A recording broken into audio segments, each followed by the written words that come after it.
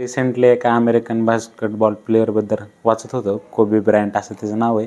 तर काय होतं, त्याच्या पहिल्याच प्रोफेशनल सीझनमध्ये त्याची टीम फायनलपर्यंत जाते आणि फायनलच्या मॅचमध्ये लास्टच्या काही मिनटामध्ये त्याला त्याच्या टीमला जिंकण्यासाठी एक गोल पाहिजे असतं आणि त्याच्याकडे 3दा चान्स होतो, पण तिन्ही वेळेस तो गोल मिस करतो.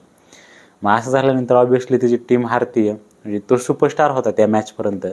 आणि तर झाल्यानंतर काय होतं, तो ग्राउंडमध्येच मग थोडा वेळ असं मान खाली घालून वगैरे बसतो बराच वेळ झालं. आणि मग थोड्या वेळानं वापस पवेलियनकडे जाताना त्याला पत्रकार विचारतात एक दोन, की मग तुला आता खूप वाईट वाटत असेल ना, की तुझ्यामुळे तुझी टीम हारली वगैरे, खूप निराश वगैरे झाला असेल. ते म्हणते ह्याचं आणि त्याच्याशी काय घेणे ते नाही.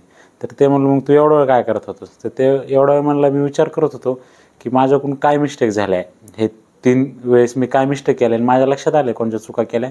तर त्या चुका मी इथून पुढं कोणत्याच मॅचमध्ये करणार नाही किंवा तशा चुका माझ्याकडून घडणार नाहीत.